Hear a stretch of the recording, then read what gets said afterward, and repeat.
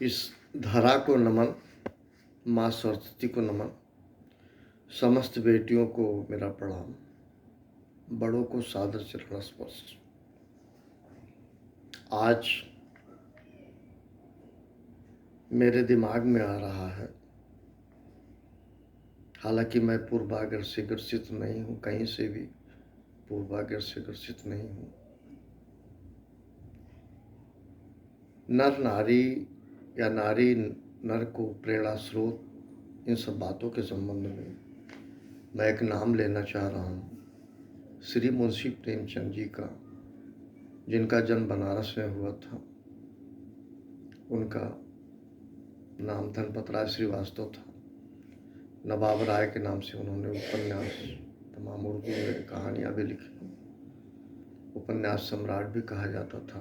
बाद में मुंशी प्रेमचंद जी के नाम से उन्होंने कहानी लिखी। उन्होंने जो पात्र उठाए वो बड़ा ही प्रासंगिक, एक कम पढ़ा लिखा व्यक्ति भी उनकी कहानी पढ़ के अच्छी तरह समझ सकता है। उनके जीवन के विषय में मैं बताना चाह रहा था। 7 साल की अल्पायु में इनकी माँ की मृत्यु हो गई। इनके पिताजी ने दूसरी शादी की। कालांतर में इनका भी 15 वर्ष की उम्र में इनका विवाह हो गया। इनकी पत्नी आई। इनकी पत्नी का घर में आना, गृह कलह शुरू होना, सौतेली माँ से रोज लड़ाई होती थी, अभद्र भाषाएं, इन सब भाषाओं का संवाद घर में था। गृह कलह से परेशान हो गए। इन्होंने देखा, फिर इन्होंने एक लेख लिखा, सौतन। आगे चल के इन्होंने अपनी पहली पत्नी को त्याग दिया।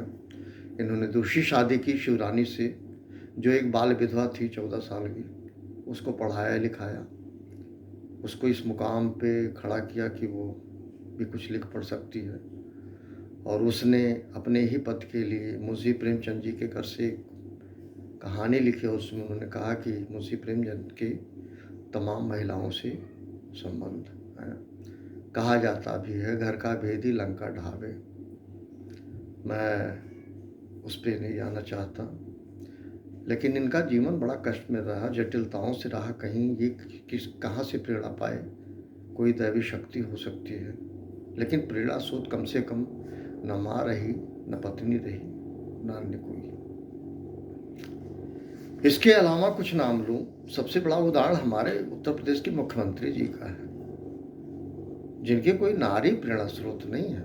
एक रोल मॉडल है उत्तर प्रदेश के मुख्यमंत्री। पूरे भारत के अन्य स्टेट के लिए भी अपनाया जाता है। बहुत ही सफल योगी तो रहे, एक सफल राजनीतिक भी रहे और अच्छा संचालन कर रहे हैं उत्तर प्रदेश का।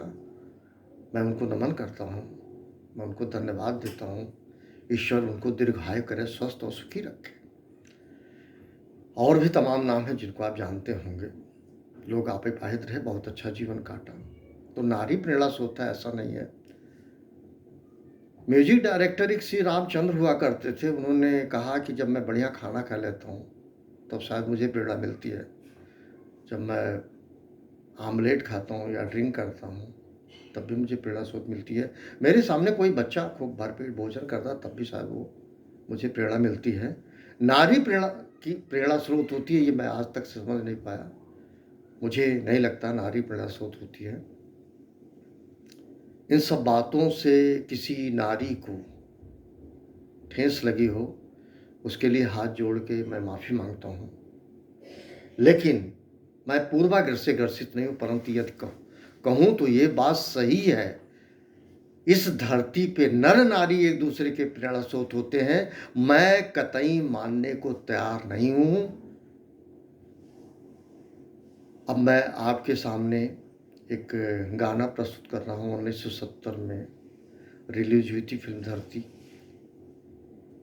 गीत के बोल लिखे थे राजेंद्र कृष्ण साहब, शंकर जय किशन साहब ने म्यूजिक दिया था, रफ़ी साहब ने गाया है।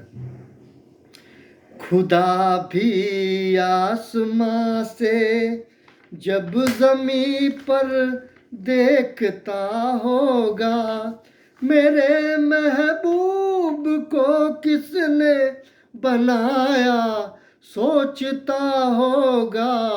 खुदा भी आसमां से जब ज़मीं पर देखता होगा मेरे महबूब को किसने बनाया, सोचता होगा खुदा भी आसमां से। मुसव्विर खुद परेशान है कि ये तस्वीर किसकी है, बनोगी जिसकी तुम ऐसी हंसी तकदीर किसकी है। कभी वो जल रहा होगा, कभी खुश हो रहा होगा, खुदा भी आसमां से जब ज़मीं पर देखता होगा मेरे महबूब को जिसने बनाया, सोचता होगा खुदा भी आसमां से। ज़माने भर की मस्ती को निगाहों में समेटा है, जमाने भर की मस्ती को निगाहों में समेटा है। कली से जिस्म को कितनी बहारों ने लपेटा है, हुआ तुम सा कोई पहले न कोई दूसरा होगा, खुदा भी आसमां से जब ज़मीं पर देखता होगा मेरे महबूब को जिसने बनाया, सोचता होगा खुदा भी आसमां से। फरिश्ते भी यहाँ रातों को आकर घूमते होंगे, जहाँ रखती हो तुम पाँव जगह वो चूमते होंगे। किसी के दिल पे क्या गुजरी ये वो ही जानता होगा, खुदा भी आसमां से जब ज़मीं पर देखता होगा मेरे महबूब को किसने बनाया, सोचता होगा खुदा भी आसमां से। Thank you. पुनः सभी नारी को मैं क्षमा मांगता हूँ यदि किसी को भी आघात पहुँचा हो। Thank you very much.